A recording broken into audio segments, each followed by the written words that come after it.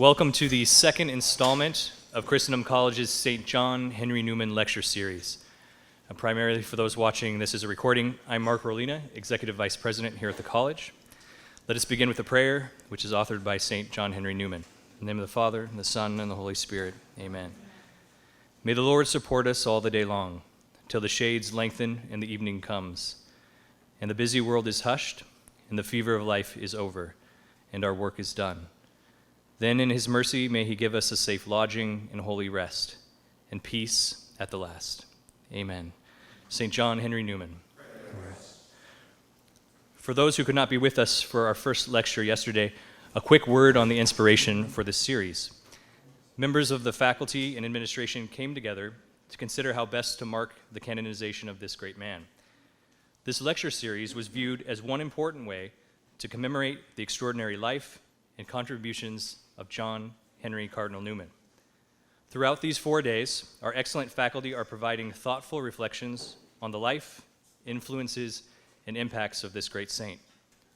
As I mentioned before Dr. Schwartz's lecture yesterday, it is fitting that Christendom College, an institution very much formed in the spirit of Newman's idea of a university, should seek to foster deeper understanding of and reflection on his life. And indeed, we got off to a great start yesterday with Dr. Adam Schwartz's lecture. He gave us wonderful insight into Newman's conversion to Roman Catholicism. Thank you, Dr. Schwartz, for your excellent talk. Today, Dr. P. Bracy Bersnak will provide us with another great opportunity to learn more about the life and thought of St. John Henry Newman. A special word of thanks goes to Dr. Bersnak for helping us organize these lectures, especially during his busy sabbatical. Particularly for those who will watch this as a recording, Dr. Bersnak is an associate professor of political science and economics at Christendom, and until this year was the longtime chairman of our political science department, just recently handing the baton over to Dr. Bruto. He received his Bachelor of Arts degree from Miami University in Ohio, and both his MA degrees, one in modern European history and the other in political theory, as well as his PhD from the Catholic University of America. Dr. Bersnak's expertise is in modern European history, conservatism in America, Catholic social teaching, and modern political thought. He's a great teacher and a popular lecturer on various topics including political theory and, as you will see, on St. John Henry Newman. He's been published in numerous places including the American Spectator and Crisis magazine, among others. Today, Dr. Bersnak will be giving a lecture entitled In Praise of Uselessness, Newman's Philosophical Habit of Mind. Please welcome to the podium Dr. Bracy Bersnak.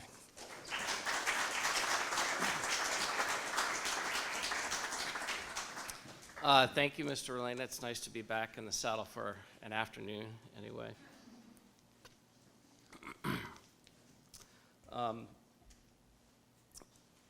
I like to subscribe to one periodical at any given time whose editorial views I disagree with in order to keep familiar with what secular liberals are thinking.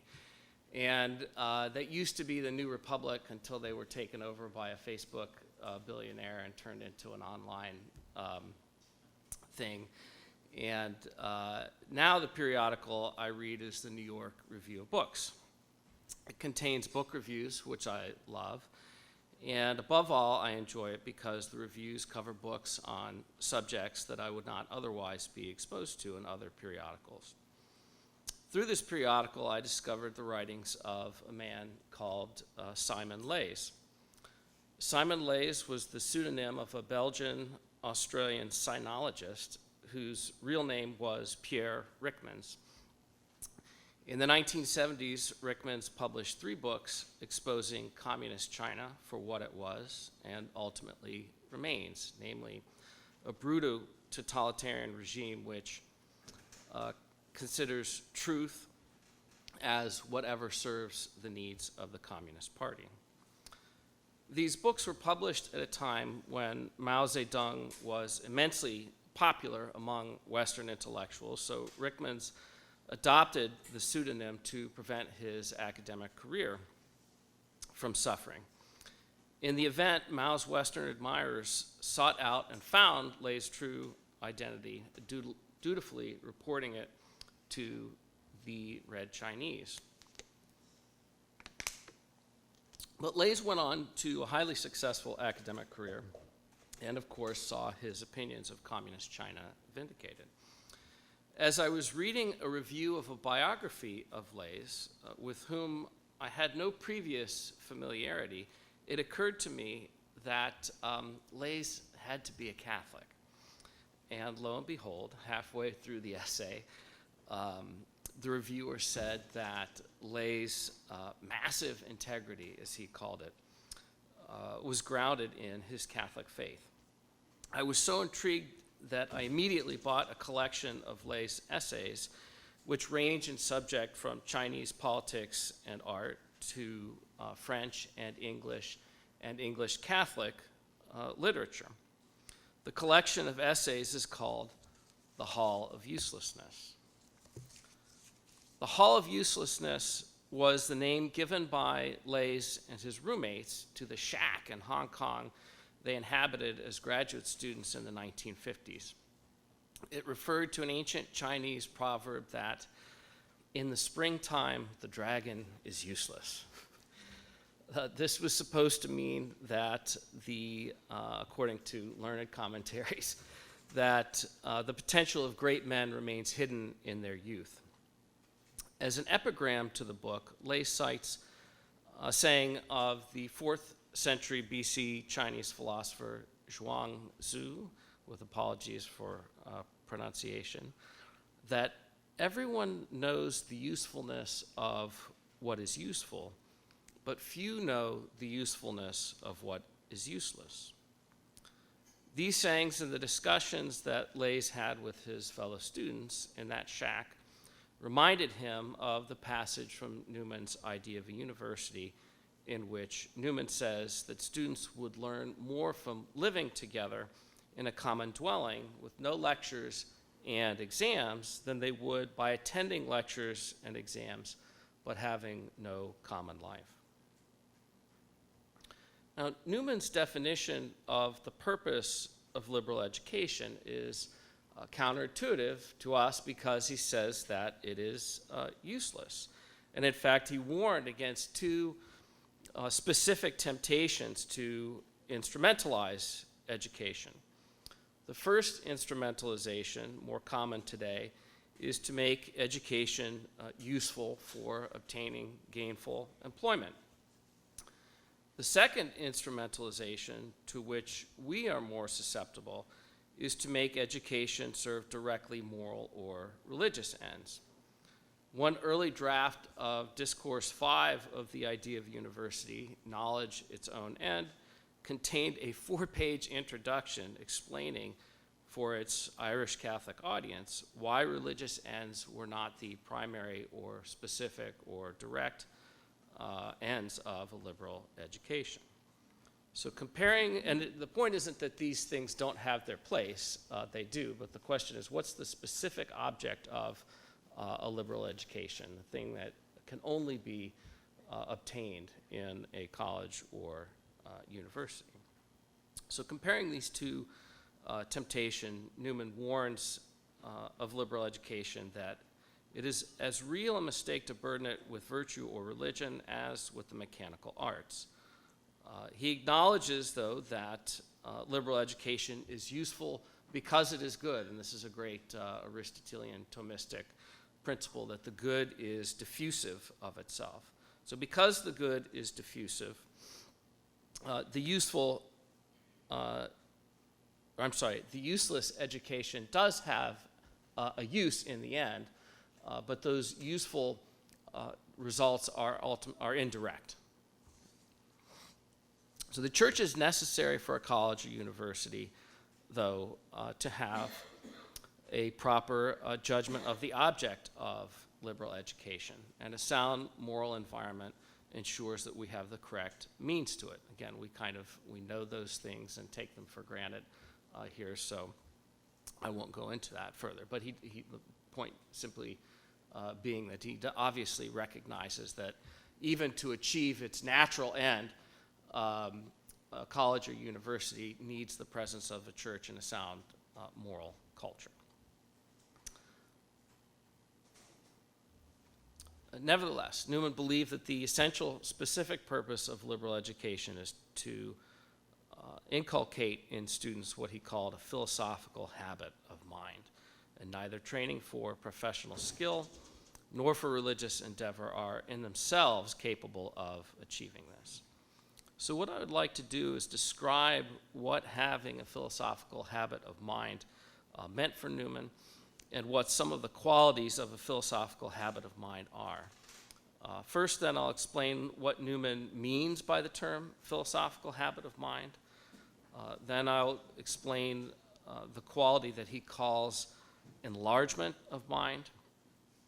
Third, I'll explain the quality of mind that Newman says a gentleman should have, or what I will call intellectual gentility. And then fourth, I'll explain the quality of mind that I'll call intellectual self-possession.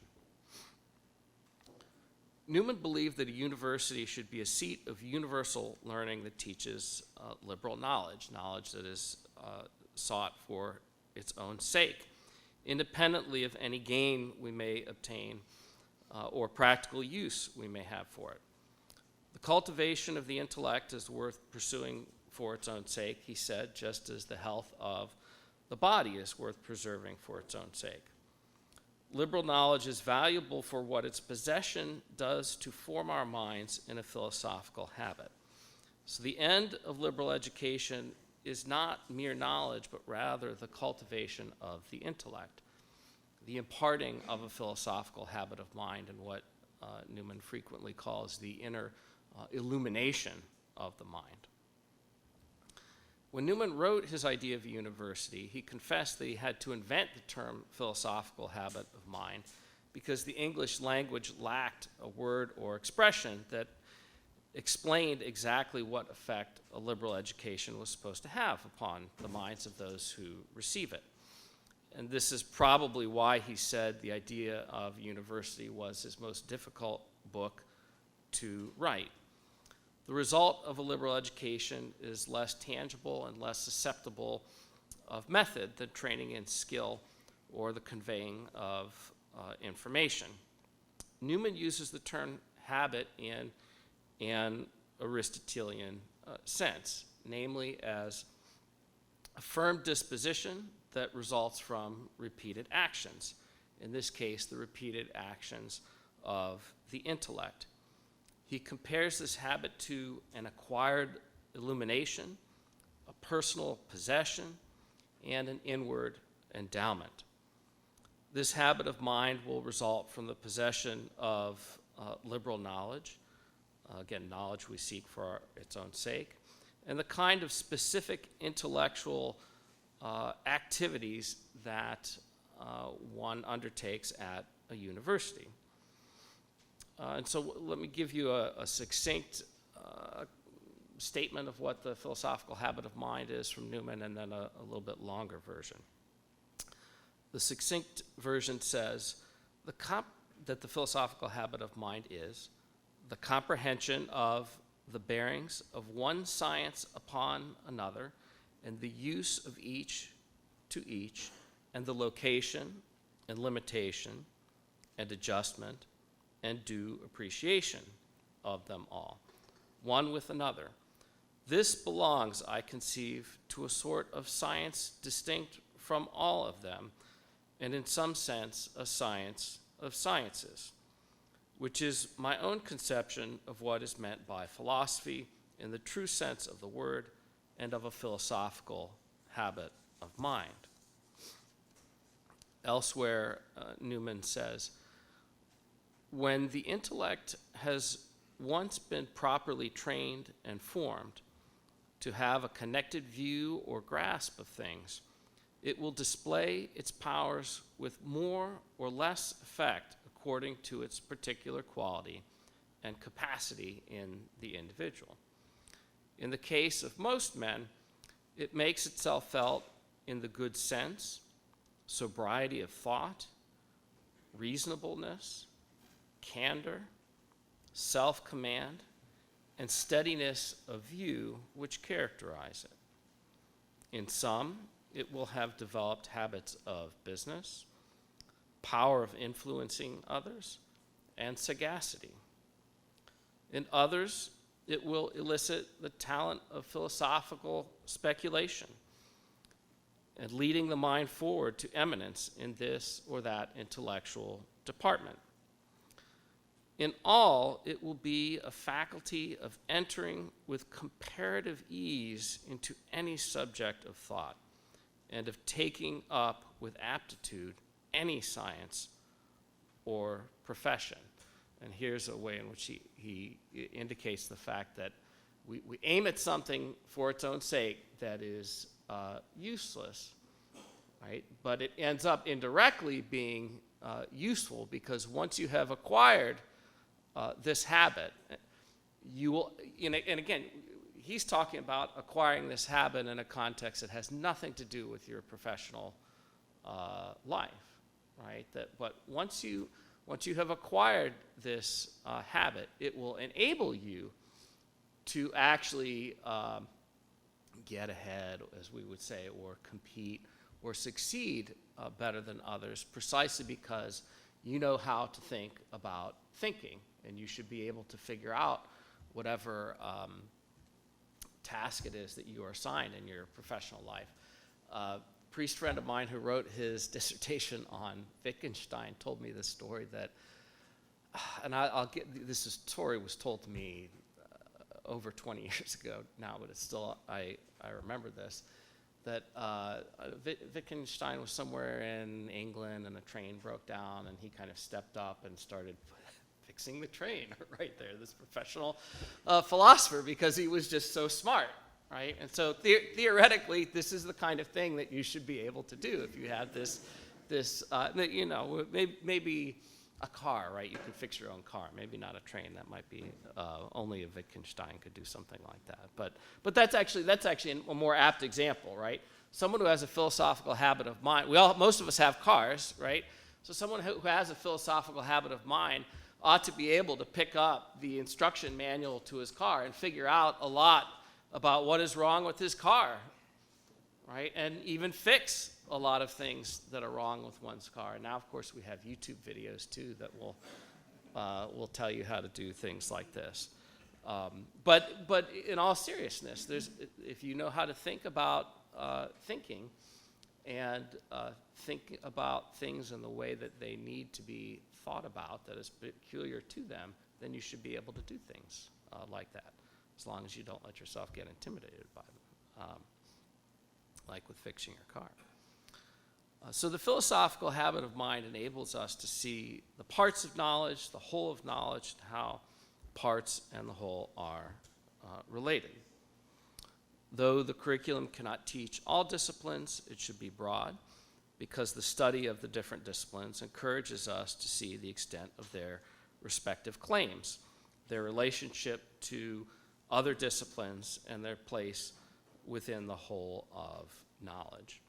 Having a narrowly specialized range of knowledge contracts both the mind and the personality. And so again, if we're talking about the indirect, useful, practical benefits of a liberal education, if this is true, as I think it is, someone who enters a specific profession with a liberal education should be able to be promoted. All else being equal, someone should be able to be promoted more rapidly than someone else who gets, say, a degree in whatever specific thing it is that he's actually doing, because that person will not have the wider range of skills or the wider ability to think about what it is that he's doing.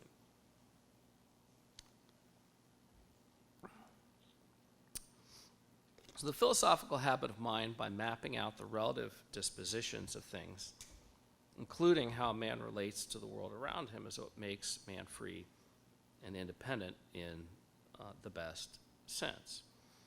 Not knowing the relative dispositions of things keeps a man in the state of a child or even a slave, as Newman says, because he remains dependent on others and must obey them without question.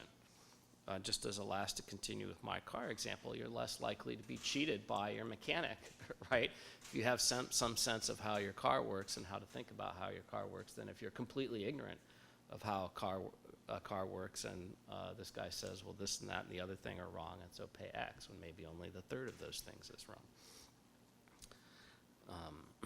So the philosophical habit of mind makes us think well, helps us use our freedom well, and perfects our rational nature. And perhaps that's why Newman says that a man with a philosophical habit of mind undergoes what he calls an enlargement of mind. Newman explains enlargement of mind by first explaining what it is not. Newman says that enlargement of mind is not the same thing as a store of experiences or a good memory. Travel can facilitate the enlargement of the mind. This is the purpose of the grand tour of the continent taken by the sons of the British aristocracy after they had completed their formal education. The study abroad semester represents a modern democratic continuation of this tradition. Of course, at Christendom, we have a version of it in our Rome program. But sometimes we meet men who've traveled widely but seem to have learned nothing from their travels. They may have stored up entertaining stories of their experiences, have lots of interesting pictures to show us, but they have not undergone an enlargement of mind because their experiences have not caused them to reflect fruitfully on the differences between their own culture and those they have encountered. Sometimes, again, we meet men who hold in their minds an extensive store of information, even about subjects of great importance, but who have little sense of how to organize that information into a comprehensive view of the world. Neither the well-traveled man nor the well-informed man necessarily experience enlargement of mind. Newman said, the enlargement consists not merely in the passive reception into the mind of a number of ideas hitherto unknown to it, but in the mind's energetic and simultaneous action upon and toward and among those new ideas, which are rushing in upon it. It is the action of a formative power, reducing to order and meaning the matter of our acquirements. It is a making the objects of our knowledge subjectively our own, or, to use a familiar word, it is a digestion of what we receive into the substance of our previous state of thought. And without this, no enlargement is said to follow. There is no enlargement unless there be a comparison of ideas one with another as they come before the mind and a systematizing of them. We feel our minds to be growing and expanding then, when we not only learn, but refer what we learn to what we know already. So this enlargement is a great benefit to the mind that experiences it. It enables one to assimilate new knowledge and integrate it into the body of knowledge that one already possesses. The assimilation of new knowledge and the integration of it with what we know already may confirm our understanding of the world, or it may challenge it. The benefit of travel, according to Newman, is that it helps teach one how much men are alike everywhere and just how much they are different. To put it in more contemporary terms, it teaches us the ways in which our culture is different from others, and the ways in which it is better than other cultures, and the ways that it may be worse than others. And that's why Simon Leys argued that in addition to Greek and Latin, secondary schools in the Western world should offer courses in Chinese. And he has this line in one of his essays. He doesn't cite the person he's talking about, but it's Etienne Gilson, has a line in Philosophy of St. Thomas where he says that the Thomist tradition contains the whole tradition of human learning. And Simon Leys says, well, he's not really familiar with China, and there's actually a lot of interesting stuff that could be learned about the human condition from the Chinese.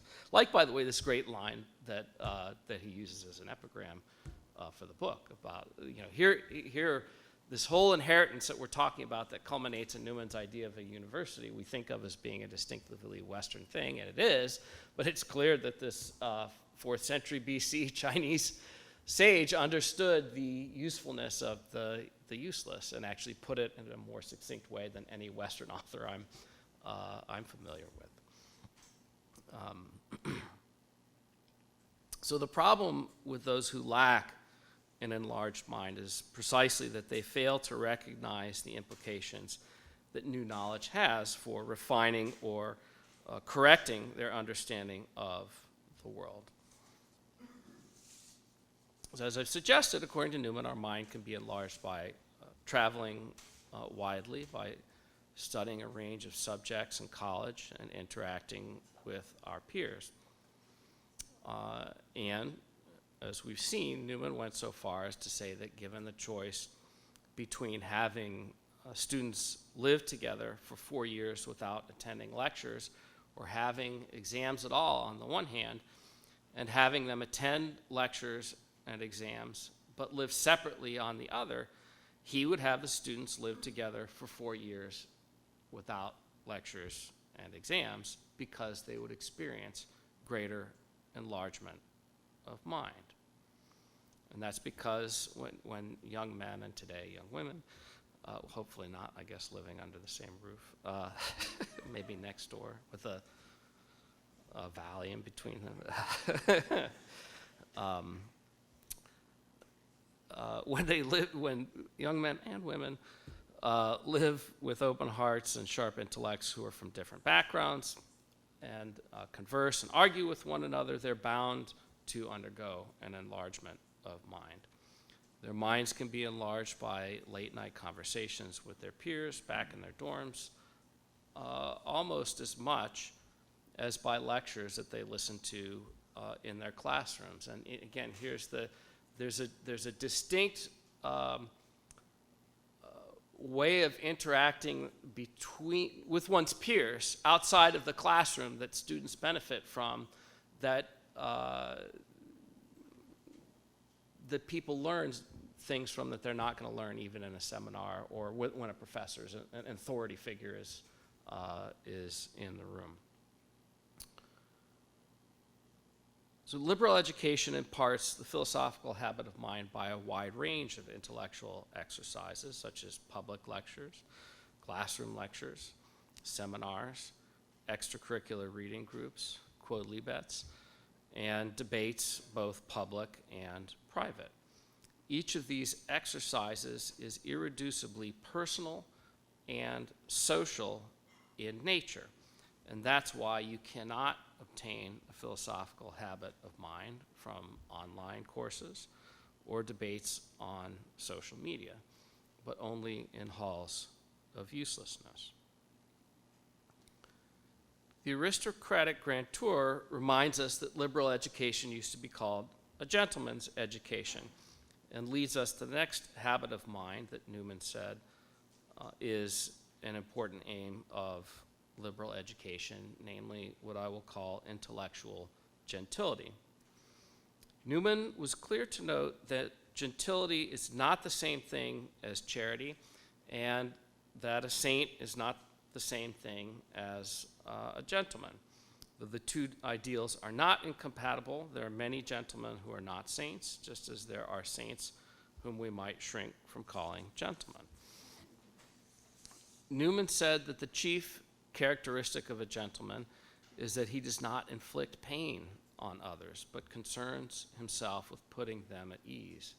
He strives to avoid ill feeling, shock, and controversy with his fellow men so as to make them all feel comfortable socially. It is easy to see that the defect of the gentleman is that his solicitude for peace may cause him to shrink from pressing the claims of truth too vigorously. He may sacrifice truth on the altar of concord. That is why Newman says the pure gentleman is distinct from the Christian gentleman may have an effeminacy of feeling that comes from being too civilized for his own good. Newman nevertheless believed that properly understood and properly employed, intellectual gentility was a quality greatly to be prized.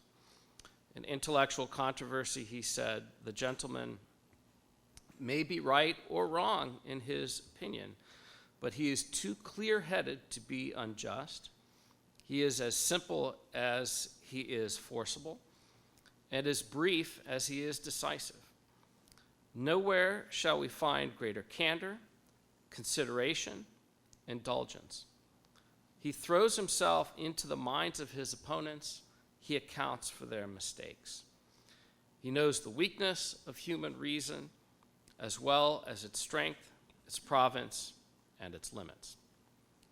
The genteel intellect that is the result of a liberal education prepares one for the conversations and arguments that are so important for students to continue to enlarge their minds after they graduate. The man with the genteel intellect can lead his fellow men more readily to truth because he is manifestly a man of goodwill, and his temper of mind is attractive to others." And again, for a contemporary example, I would just commend the works of Simon Leys. You could read, for example, his debate with Christopher Hitchens over Hitchens' book, Attacking Mother Teresa. What emerges from their debate and correspondence is that Leys, in a very unassuming way, shows that he's better educated and a better writer than Hitchens, and funnier to boot. But Leys had the good grace to praise Hitchens for his merits where it was warranted, particularly for Hitchens' courage in the face of imminent death from cancer. And as the French political scientist Philippe Reynaud said of Leys upon his death, Simon Leys had enough confidence in nature, in the love of humanity itself, and above all, in tact and good taste, to be convincing to men of good faith without condemning unbelief or liberal society. But he was also sufficiently sensitive to the mystery of evil, and no doubt to the precarious nature of human virtues, not to limit himself merely to the virtue of humanitas. No one is obliged to follow the way that he chose, but we must admit that he embodied a rare enough model, which doubtless represents that which Catholic intellectuals should be. The third aspect of the philosophical habit of mind that I would like to discuss is what I call intellectual self-possession. Actually, I'm sorry, this is the fourth. Aristotle says that it is the mark of a mature man to expect only the degree of precision it is reasonable to expect in a given field. Liberal education gives students a mind that is serene and at peace because it is in possession of its faculties in just this way. Newman said that the intellect which has been disciplined to the perfection of its powers, which knows and thinks while it knows, which has learned to leaven the dense mass of facts and events with the elastic force of reason, such an intellect cannot be partial, cannot be exclusive, cannot be impetuous, cannot be at a loss, cannot but be patient, collected, and majestically calm, because it discerns the end in every beginning, the origin in every end, the law in every interruption, the limit in each delay, because it ever knows where it stands and how its path lies from one point to another. Intellectual self-possession means that we know what we know and that we know what we do not know. Self-possession gives us serenity and equanimity because we know the relative disposition of things and our place in the world. On a personal level, this means that we know who we are and who we ought to be at a given stage in our life. Politically, it means we know our polity and why it is in the condition it is in. Ecclesially, it would mean that we have a sense of church history and that there is nothing, or at least almost nothing, that is new under the sun, whether good or ill. Intellectual self-possession should make us unsurprised at human frailty and prevent us from entertaining false, unreasonable hopes. This quality of the philosophical habit of mind should be especially consoling amid contemporary crises. So the philosophical habit of mind enables us to know how the parts of knowledge relate to one another and how they relate to the whole of knowledge. Enlargement of mind means that we know how to integrate new knowledge into what we already know. Intellectual gentility is a habit that enables us to relate well with others in intellectual matters. And self-possession means that we know what we know and do not know. The result of a liberal education, then, is not a body of knowledge or a trained skill, but a habitual way of thinking about reality that turns out to make it possible to obtain knowledge and skill to the fullest extent. The difficulty with these qualities of mind is that they do not admit of being taught directly, much less measured or quantified by any evaluation or exam. This is why evaluating undergraduate education by what is called institutional effectiveness is not the best use of time. The best, perhaps the only way to determine whether a student has a philosophical habit of mind or any of these qualities is to have an extended meal with him and converse with him in an atmosphere of leisure. Oral exams are the most effective kinds of exams, and oral exams over dinner and drinks are the best kind of exam, absolutely, because conversation over a meal is intellectual, but also personal and social, bringing out not what a student knows in terms of information, although that will emerge as well, but fundamentally how a student thinks and how he thinks about what he knows. Right? That can only be known through extended conversation with someone.